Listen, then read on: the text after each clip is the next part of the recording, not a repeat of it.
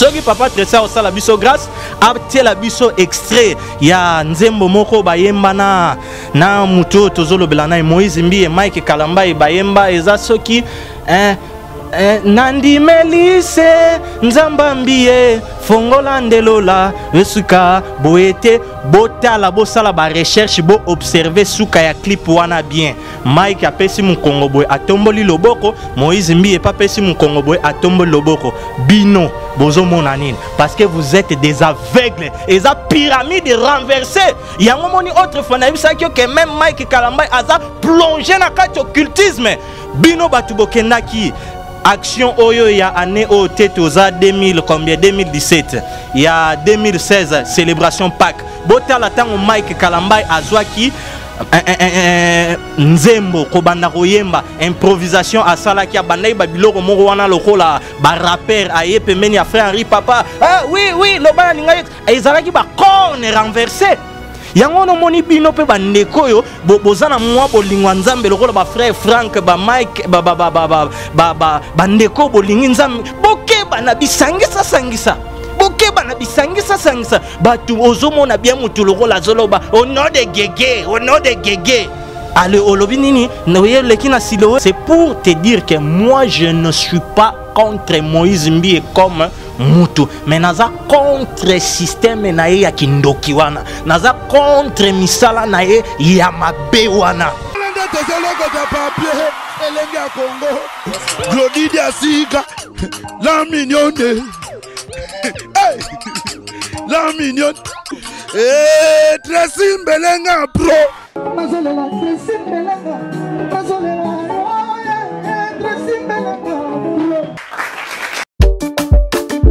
Les amis, regardez bien cet endroit. C'est le salon LTC, le meilleur de Bandal. À Bandol, c'est Paris. Il est situé sur l'avenue Kassavoubou, juste à l'entrée du bloc commercial. Oui les amis, au salon LTC, la main qui façonne les têtes des gens est une main experte. On s'y fait coiffer à tous les styles, l'afro comme l'européen. Et oui, ce coiffeur talentueux qui officie au salon LTC, c'est Fernando Mbaya, la garantie du traitement de vos cheveux. En plus, Fernando Mbaya est un expert en coiffure mixte. Chez lui, c'est le grand art, la coiffure haut de gamme.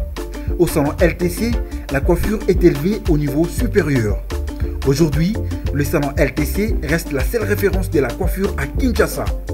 Et oui les gars, à l'unanimité, reconnaissons qu'il est le meilleur.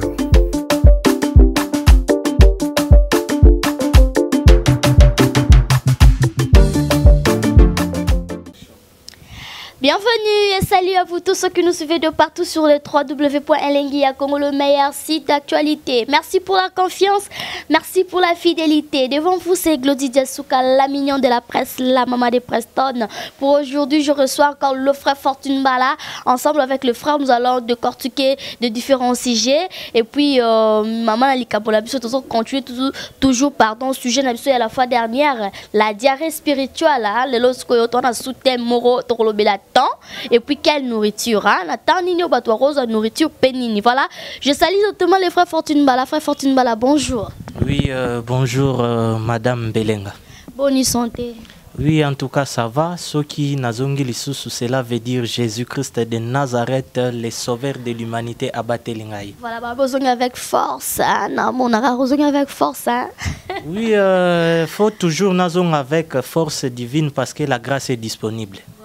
Voilà, laissez-moi souhaiter un joyeux anniversaire à Tracy Mbelenga Pro, le cerveau moteur, la main magique.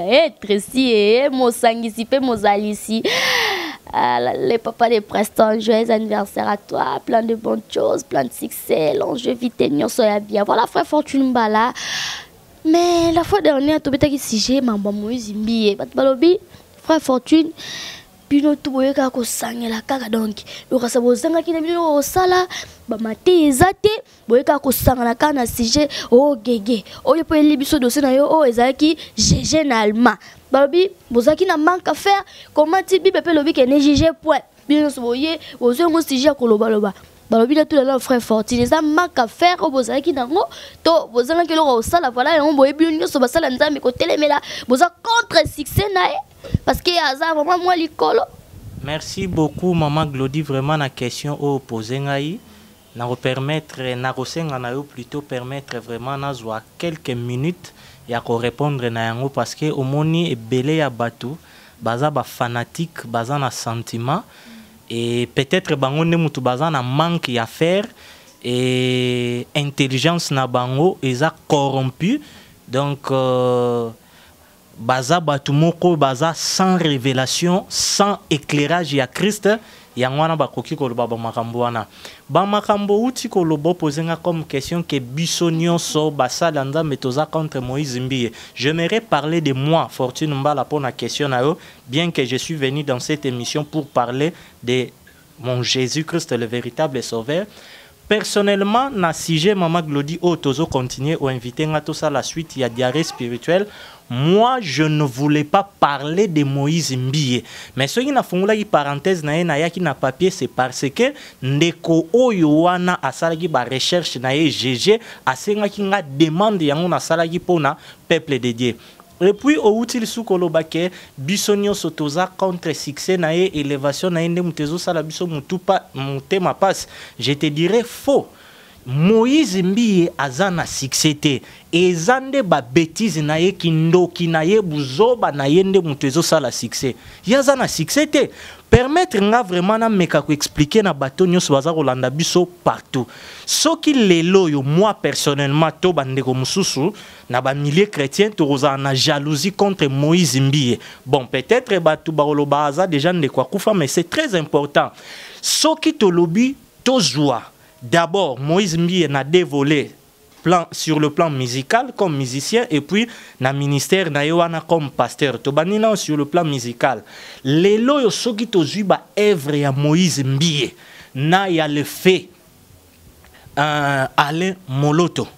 Na roloba eza donc le kola na malukuti na badiading. Donc eza pas supporta molango makolo okokanisa. Gloire ou bandi ko accompagner Batuana. Pourquoi nani ko lo bandeng wana? Kofi normalement ceux qui beaucoup invité à un jour ba musicien na ye, ceux qui ba ozana humilité wana ba koki ko témoigner yango bien que le frère Alain Moloto akufa le seul événement je dirais oyo ya makas na bané na biso oyo yo et impactant ezalaka tang Kofi autaka poto azwaka producteur moko soki McEnroe ba ya ba instrument sophistiqué na kati ya martyr le frère Franck plutôt le frère Alain Moloto bazalaka na concert na Palais du Peuple batu basomba ba billet ba banda kokota na stade koto tang adorons l'Éternel et bandi. Mais Kofi asalaka mpiaka batu baye ma sœur tu peux imaginer que porte boukani bakati concert batu batondi libanda le temps ba misamba instrument ba installer ba continuer concert libanda. Bon sikoyo o e salamaka wana face ya Kofi batu bazobima na stade bazako yapo na koyoka adorons l'Éternel.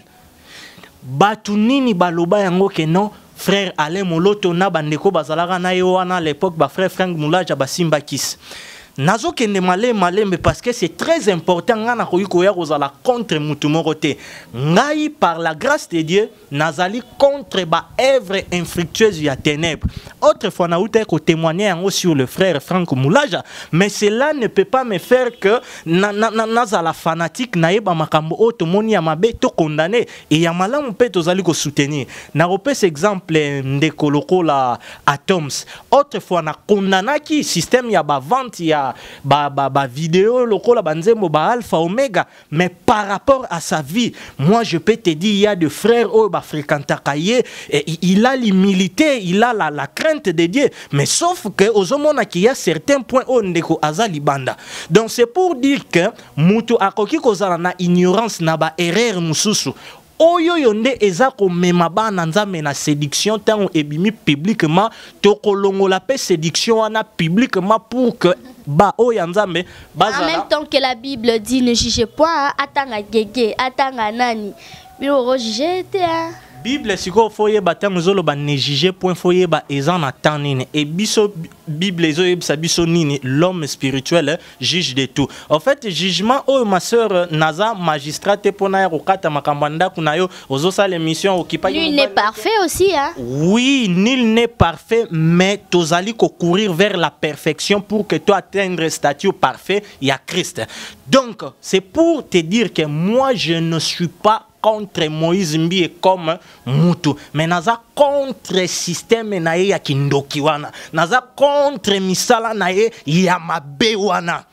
Na ote repes exemple a fait Frank a fait Alain Moloto. Na pesi exemple ya bandeko Atoms. Na pesa exemple ya ndeko Henri Papa. Na uta ko dénoncer ba concert payant o azobeta pona makamba pak mais na koki koloba makam na sentiment que non le frère Henri Papa aza impidi que to azabwe non. Oyo eza ya mabe abimisi publiquement eza conformité na ba na nzambe to koya ko dénoncer yango publiquement. Oyo asali eloko te to sali eloko mote. Moi je m'irais à ce que ndenge nazo ya kote ya ba makambo nga nazo condamner. C'est lui qui estime que naza libanda aya ko sa émission na yo atanga komona nga ke fortune wana ya ko chama kelele pa na bino azoko sabino na makambo na badim na makambo na je serai d'accord. Et ma sœur tozo continuer parce que question là c'est très important. Et tombo ici oh. Oui, parce que batu bazolo bandengo lobi wana ki eza manque à faire, te j'aimerais canaliser des choses par la grâce de Dieu. Eza na ba dossier ebele o toza ko traiter en privé. Oh, tokoki ko exposer ma ramnion souté. Moi, je connais des musiciens chrétiens accueillis production na Lubumbashi. Ba pesi moi appartement mon roi Fanda. Ba ero zoye pas producteur ba kende koko frère Aloïs patienter. Nazotia moi ba parfait. Azalaki na chambre climatisée a fond la porte milinga diamba. Tango matina podium ye wana bandiko sauter le rôle la Jackie Chan. Bana mélodie. Donc, vous comprenez ma sœur. Mais il y a certaines choses où tali que bon, ezanango attaché la ma sœur, yango mona uti webisa yo, ba dossier eza ebele. Wana ezalaki konite na miso bato esuki entre producteur na biso bato to yeba makambo wana. Mais mutu tango aye publiquement. Alors, bah, par exemple, que non, Kofi mon pa, ouais, yaka ko produit nga salabo, ouais, mon sous alobi, jeje. Non, wanezal souli kamoro ya mpandite. Séduction na le rôle bimi public, bisope tokoya na milieu public pour que to la ki sabuzo ba wana na vérité biblique mutu na mutu azwatan ya kopona eloko oye alingi. Donc, nena uti koloba Kofi aza mieux placé ya ko témoigner et puis par rapport tant aux oloba ya gloire. Succès ezaya kindoki ezaya nzambe te quelle gloire lelo so ke ata na ba braza na ba poto est-ce que ndenge batu bazoko utozo mona américain a outi États-Unis a yebi lingala te mais juste touché par le Saint-Esprit baza ko traduire banzembo lokola ozalimbeka oyo to bonzeli nzambe américain za ko yemba yango na lingala parce que a réalisé grandeur ya nzambe. Babylone a Moïse Mbi ba colonkente nae ba pourriture ba levain. Oui, par nzembo na pour no ko yembi wana ale moloto moi kapela pe nzembo ne. Ya nani ya Moïse Mbi. Mais na sala kapela ba bêtise nae talanga mwa banguna na yo tinda bakake beta maboko ebonga na bakake ebonga na bakake. Wana eza fondement biblique nini. Donc Yesu vuma kufaki ne kulusu potango yozo beta na maboko na ngamba banguna na ebonga bakake ale bêtise andengwana o eza ko rencontrer parole de Dieu te so frère fortune aye conformément à parole aimez vos ennemis yo lobitinda bakake o batoza contre ye. Siko toloba te. Pourquoi Nzambe a éclairé biso na ninko kwa na piège ya Romains chapitre 18 était Bible biso la colère de Dieu se révèle contre toute injustice, contre toute impiété des hommes qui retiennent injustement la vérité de l'évangile captive. Pourquoi naza jeune na ko vivre au sama comme nanga lokola batunyoso? Pourquoi le Seigneur m'a mis à part a salinga grâce naza l'éclairer? Eza pona kanga yango pona banga nini bakobomanga? na kindoki na bango wana nani akoboma ngai loba na basasina na bapoison si Dieu permet mais spirituellement baza na autorité moko te likolo na nga tokobanga bango mpona nini sikoyo yo ntango ozopose baquestion boye masere toloba to toloba te évangile yokanisi eza nini boboto bondeko baenseignement soki bandeko bakoti na vérité ou réalité nasalaka baexhortation baenseignement bandeko mosusu batiaka okomona yango banombre de vie ya mikie tout simplement parce que bato balingi parole pure te bato balingi kaka atinda bakake moto zongisa boye aesiko bato wana ntango bazoya na kindoki na séduction toloba to toloba te jalousie ya nini oyo nga nakoki kozala nango na égard ya Moïse Mbie parce que aza na onction moko diabolique finalité na ye eza enfer c'est un héritier ya boutique il a hérité cette boutique est-ce qu'il y a à souffrir vraiment na évangile ko bâtir impact ya ministère pastoral na ye lelo ntango toza ko respecter ba mémoire il y a le pasteur Jacques Verneau tomeka quand même kolobela sur le plan ministériel pastoral lelo le frère le fait Jacques Verneau grâce à Zalaki Nangwaye a travaillé en Afrique, na Brazza, na Congo, a bâti par la grâce de Dieu église le rôle H. Et si quand les pasteurs Ntembe Azali, les lots H, ils en a combien d'extensions partout na poto na Chine, hein? Bien qu'il y a certaines choses autres à côté mais tout le sur le plan impact. Est-ce que sur mon angai, to bande comme sous toza na Saint-Esprit, to ya koloba ba bêtise sur le pasteur Jacques Verneau. Gloire nino Moïse Mbie azana ma sœur. C'est diabolique. C'est diabolique. C'est diabolique. Azo que ne rebaptiser batu au nom de Guégué. À envoûter. Mais quelle gloire.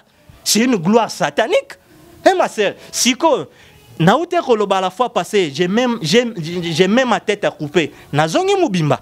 Tout simplement parce que Maïka yebi ke naloba yi makambo solo. Soki papa tresa osala biso grâce abtie la biso extrait ya nzembo moko bayemba na muto tozolobela na Moïse Mbie Mike Kalamba bayemba eza soki Nandi Melise Nzamba Mbie Fongola Ndelola Vesuka Boete Botala Bosala ba recherche bo observer suka ya clip wana bien Mike apesi mu Kongo boy atomboli loboko Moïse Mbie pa pesi mu Kongo boy atomboli loboko bino bozo mona nini parce que vous êtes des aveugles et za pyramide renversée yango moni autre fois na bisa que même Mike Kalamba aza plongé na kati occultisme bino batu bokendaki action oyo ya année au Tetoza 2000 combien 2017 il y a 2016 célébration Pâques botala tango Mike Kalamba azwaki nzembo kobanda koyemba improvisation asalaki abandai babiloko moko wana lokola ba rapper aye pemeni ya frère Henri Papa oui lobana ninga ezalaki ba corne renversé yango no moni bino pe bandeko yo bozana mwa bolingwa nzambe lokola ba frère Frank ba Mike bandeko bolingi nzambe bokeba na bisangisa bokeba na bisangisa batu ozomona bien mutu lokola zoloba au nom de Guégué allez olobi nini noye lekina siloé non. Voilà, merci beaucoup frère Fortune, nous fermons cette parenthèse parce que la moni tension zomata bon chez la mbouille moi c'est à Mouindo depuis Paris chez la mbouille ma copine. Voilà frère Fortune, parlons maintenant à propos de notre sujet la moni to continuer parenthèse wana celui qui est monsieur Zana. Non, il y a une sainte colère parce que il faut recadrer certaines choses. Na uti ko koma pa na yo en retard na présenter excuse nanga tout simplement parce que nazala une émission musu na radio. Je privais mes affaires. Manque à faire na fin du mois fona futela ndaku et nazana ba makambo fona sala manque à faire yangonde toya ko sala toya ko luka succès na suka na senga batu batindela ngambon. Ce sont des aveugles. Batu moko baza na yebite na utiliser monine. Mais ba oyo bazana molimo nzambe tango bazomona bandeko lokola biso tozoya ko partager na bango maloba nzambe bazoloba amen Jésus parce que tozoye la biso moko te lokola Paul nenga lobi nous ne nous prêchons pas nous-mêmes nous ne prêchons pas Guégué mais nous prêchons Jésus-Christ de Nazareth pour le salut de quiconque. C'est ça ma sœur. Voilà, à propos de notre sujet, alors, quel est le temps? Oui, voilà, la diarrhée spirituelle. Alors, quel est le temps? Et puis la nourriture d'Inyo Balanza Mebakozwa. Merci beaucoup ma sœur. Thème Nabiso, permettre ngana ça la moi récapitulation rapidement. Tolobela qui la fois dernière sur la diarrhée spirituelle, nautique à la vraiment na terme moko facile. To définissait qui diarrhée to pour nous compréhension que c'était voilà l'ensemble de l'émission fréquente de sels liquides où ils ont varié à partir il y a plus de voilà 300 grammes matin il y avait 3 types de diarrhée persistante donc et qui plus de 14 jours, diarrhée liquide et diarrhée dysenterie.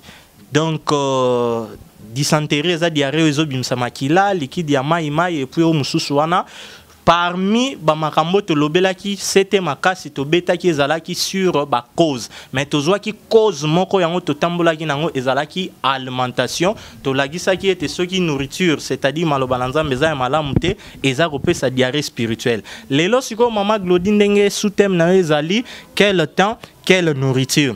Je bénis le Seigneur vraiment pour l'inspiration. Oyo ndenga sungio ezali vraiment continuité à thème na biso.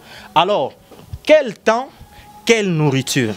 Nalingi d'abord par rapport il y a temps rapidement to sungana. Et loro ezo sala bandeko ebele mabe même ba prédicateur ba mema bana nzambe na bulu yeke, c'est parce que baza koye ba temps passé, temps présenté et puis temps futur selon la pensée divine.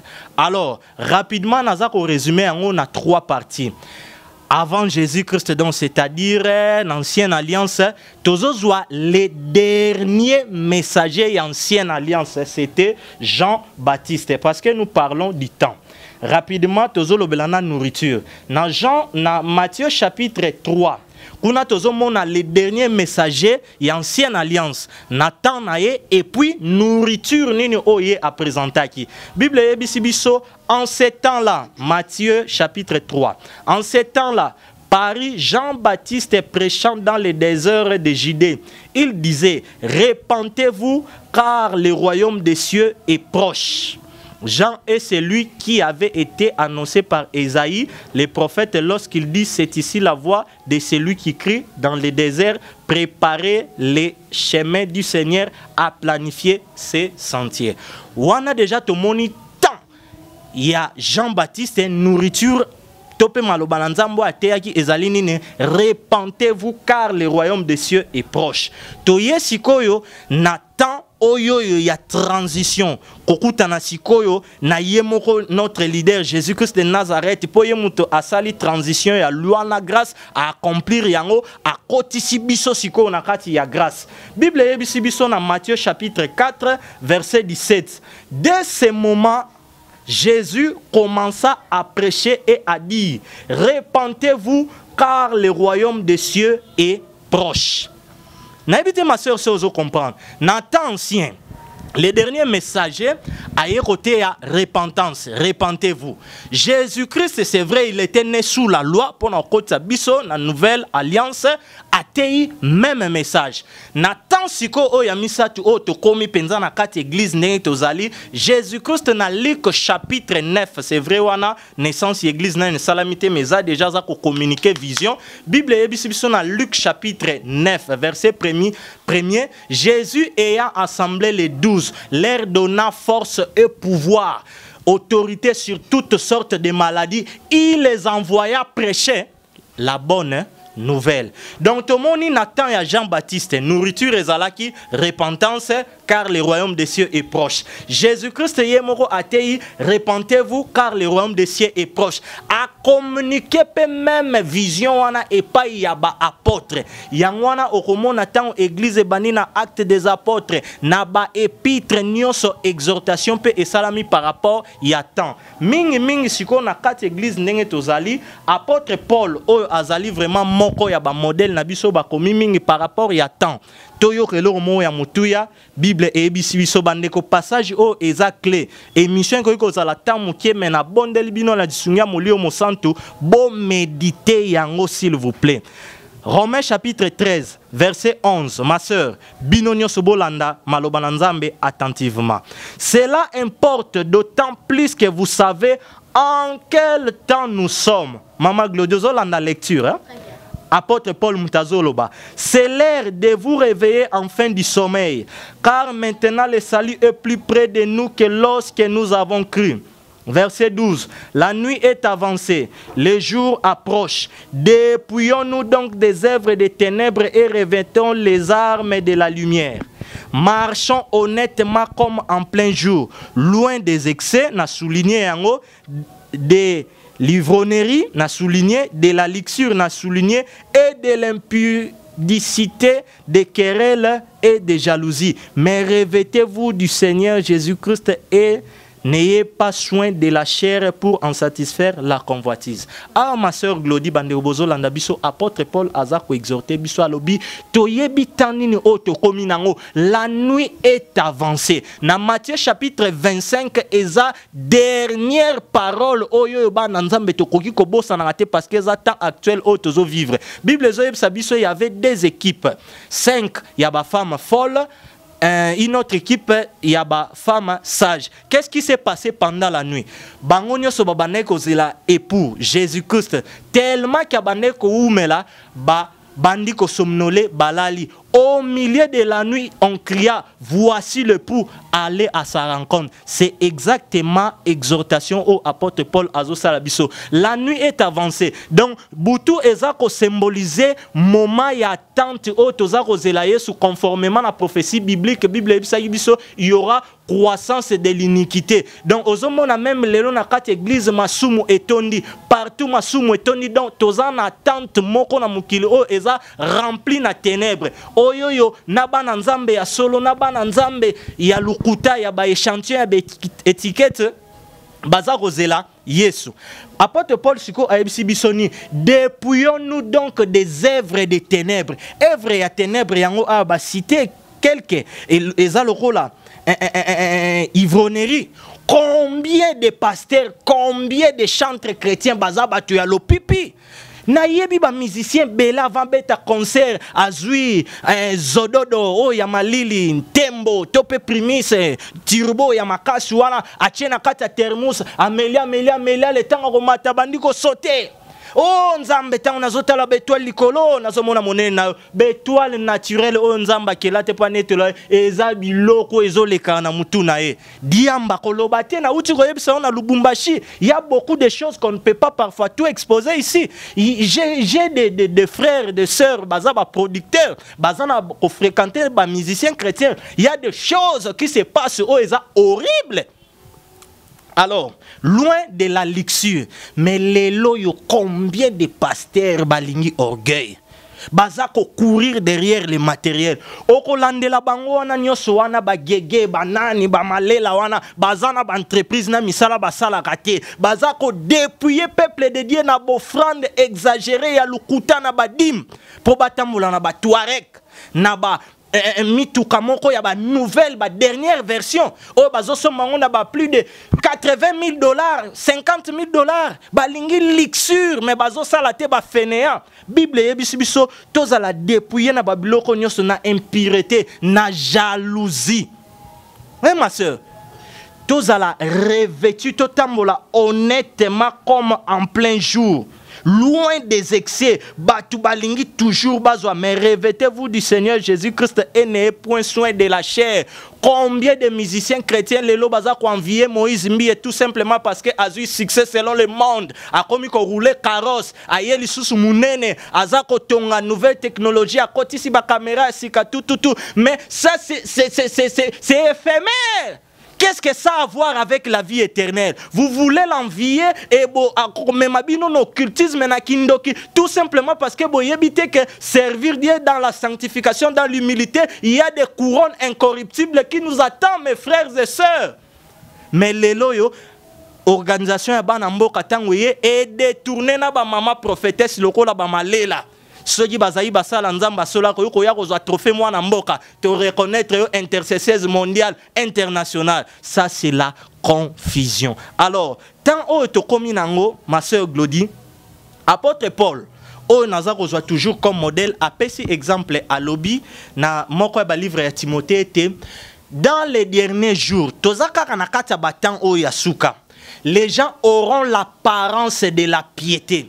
Les gens auront la démageaison d'un bako zalana mokusa yako yoka makambo o ezako sepelisa bango. Mais pourquoi batu bazoto ndebele pa ya mutombo? Pourquoi batu bazoto ndebele pa ya mukuna? Parce que za lokola basala ciné, bazako betela bino masolo ya ba exécuteur, masolo oyoyo eza mabino na distraction. Ça fait partie de la nourriture, hein, je vois. Voilà, ça fait partie de la nourriture. Or, tant auto comme ma sœur Glody, la seule nourriture véritable aux églises eza na yango besoin eza repentance pour que mutu akota na royaume des cieux, parce que Bible biso sans la sanctification personne ne verra le Seigneur. N'est-ce pas ça ma sœur? Sikoyo oyo ezo sala malelo. Est-ce que ba serviteur de Dieu ba yebi tant o tozanango ozo mona mutazo bo manzoto asali si ba fiche ba ser boya tozo sali sa délivrance corporelle bango pe na umeli na leki 25 kala mingi te ménopause na ya papa peti kanga mafuta mais bo aza impidique kombo na ye na bosani bien que na lekai na radio na ye mais je ne suis pas là ekimi Azoko beng sabasser, délivrance corporelle. Tandis que qu'est-ce que la parole nous dit, hein?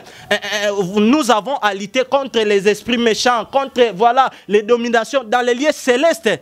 Ceux qui mutaza possédé, chasser ba démon au nom de Jésus. Siko délivrance penayo musala nzambe corporelle et comme physique.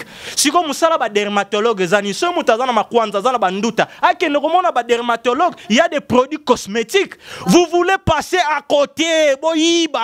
Tina babiloko eza lié na médecine pour moné na nzambe monisama. Vous êtes des tintins, excusez-moi na fingité, mais c'est ça le mot qui convient pour tous les serviteurs de Dieu. Vous êtes des tintins, je pèse bien mes mots.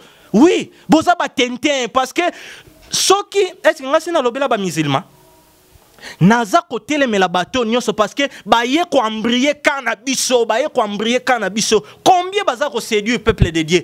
Tant autoza nango vraiment mutu azoya lokola Moïse mbiye alobi vous devez croire en moi bondi melanga ndengo no bondi melanga te ceux qui bondi melanga na pourquoi lelo il y aura de grandes choses qui va se passer dans ta vie, tu dois croire individuellement donc alobi pena bien bondi melangai. Or le dernier messager awa avait rendu témoignage azalaki na ba disciple na Jean-Baptiste tant amoni Jésus-Christ azo le cannabis voici l'agneau de Dieu, c'est lui qui ôte le péché du monde. Ma sœur Glody, le véritable serviteur de Dieu bazaba panneau indicateur bazaro loba, nous ne sommes que des serviteurs inutiles. Voilà l'agneau de Dieu, c'est lui qui ôte le péché du monde. Nous vous présentons Jésus-Christ de Nazareth. Voilà pourquoi Yesu yemo autant aye a communiqué goût et lengi royaume. Oh, j'aime Jésus tellement que alobela ki bango makambo ya likolo ti mukolo moko Philippe abaye alobi montre-nous le Père, cela nous suffit. Qu'est-ce que Jésus va dire à Philippe? Ah, Philippe, kalawana nyos nazalanga na bino boye bagate, c'est lui qui m'a vu a vu le Père. Pourquoi yo témoin de Jéhovah siko robo ya ke Yesu azanzam? Voilà pourquoi bon kene enfer. Biso tozo croire que Jésus est Dieu, Dieu est esprit, Jésus est l'unique porte pour le salut de quiconque. Et il revient bientôt. Ce jour-là, ma sœur Glody, oh, alléluia. Nous allons chanter des cantiques nouveaux. On chantera la louange à Jérusalem. On chantera le nom du Seigneur Dieu puissant qui vient au trône de David son père. Accueillons le Fils béni du Très-Haut. Amen. Et ceux qui wana kakate, non, mukile mubimba. Tout est verra descendre. C'est le Messie qui vient régner au trône. À Sion, la vie du grand roi. Ma sœur, c'est ça notre espérance. Voilà, merci beaucoup. C'était là les frères Fortune Mbala. C'était un grand plaisir pour moi, un grand honneur de recevoir pour vous le frère Fortune Mbala parce que hier, à Yakaver Fox, hier à Lobara. toujours la vérité. On a bien l'homme de 4 vérités. Merci à mon vieux Alain Carré, Djoko Makassi, Balobi, merci à toi, mon vieux Alain Carré depuis Qatar, Moté, Maya Mama Stella, ensemble maintenant Fonaka, Fondation Alek Altukadio, Fonaka, coup de chapeau mon vieux. Merci à papa Jasuka Jean-Marie, mon papa depuis Paris. Ritz Kilolo Moté Mamoria, que Bella, partenaire officiel, Balobi DJ Bella, musique et Zaliwana, pour contacter DJ Bella, Kalate Bomona Spot, vraiment merci beaucoup. Frère Fortune, Tomo aussi, Lisa. Il a souka pour une émission à l'élo. Question du sous-sous. T'es pour le auto souka. Question. Aussi ça te voilà to bombe le bandero prochaine parce que question la ngai va pas rappeler position la yote. Oza la kanini. Kanini la majorité et opposition. Quand tu la politique. Kasi zala clair kanine. Mais on bébé maman mboka parce que tout le monde a fait homme de Dieu puis va téléma pour maman mboka mais jusque là yo pour le maman mboka ça tombe bien nous parlons voilà du temps et de la nourriture. Na ba verset au totani boromona na Matthieu plus loin kuna likolo Jésus-Christ passait oh j'aime la parole na Zabulon na Nephtali du coup peuple ya Zabulon na Nephtali ba moni une grande lumière. C'est pour cela partout où moulili ezali tant Jésus-Christ azolekana il faut lumière et kimsa ténèbres. Ndenge moko pepo na mboka Congo ba diaspora congolais eza message na bino bino bandeko toza na bino awa voilà mulili eza na ba vie ya ba congolais na mboka ya Congo tout simplement parce que boche elikia na bino na ba pasteur oyo baza corrompu et puis boche elikia na bino na ba leader politique oyo bakoki kolala balamuki bakufi. Voilà pourquoi mingi bozo sala ba AVC tant bozo landa ba information mais soki tous les congolais tozongi si misu na biso pa ya Jésus-Christ de Nazareth économie et mata ou pas la grâce de Dieu va suffire pour cette nation. Je lance un message pour tous les Congolais. La politique c'est bien mais c'est une distraction. Ose à la plonger dedans. Vous avez besoin de Jésus parce que lelo bazolo ba oh ya kufi yende alingaki a changer maka ah oh ya tikali nana ko bengana e soki biso nyonso to buki mabolongo mokano na nzambe kokisami oya kolinga dinta nzamba ko détrôner oya kolinga ya selon makasi na ye moko nzambe akoempêcher clé pona ba congolais tozonge la nzambe et na kopesa kutu message c'est bien ba combattant bozo beta ba homme politique c'est bien à la manière des hommes mais na tindi binote c'est juste une parenthèse na tindi binote ba tu penzande ya ko beteza ba pasteur boyebi a to sala kamisala moko ya malonga te ba tu bazo souffrir mais baza ko si se bande ko na bino ba tindeli code o tindeli code à $100 mais faut longola $80 pour na pasteur ye mo tika na $20 donc ba pasteur lokola ba o nyoso ba miyibi wana baza batu moko na ba poto faut botala bango bien voilà mais na tindi bango na mabete faut botala bango bien parce que bazo nyokola bandeko na bino.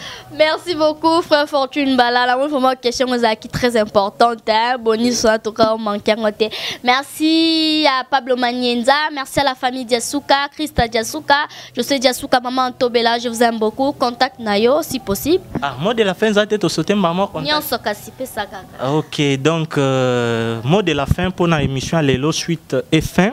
Ce qui est à fin à solo nzambe yemora ebi sur la diarrhée spirituelle et ça que le frère Fortune n'est pas contre une personne X ou Y naza contre ba œuvre infructueuse ya ténèbres tant comme nango mutu na mutu aluka kozana intimité ya malamu na nzambe kozana confiance à frère Fortune te o na te yo ce qui est conforme na maloba na nzambe oui et amen tcha yango na misala pour me contacter directement sans pour autant passer par un secrétaire ce qui na yambité naza occupé rappelez na koyambayo c'est plus 243 89 74 86 736 plus 243 89 74 86 736 avant aux paroles permettre ngaipe na souhaiter vraiment plein de bonnes choses na molonga ni na yo papa Tracy o ezali mukolo oyo nzamba permetaki ke na date o aya na mukili vraiment eza ba journée moko ya malamu po na réflexion ya vie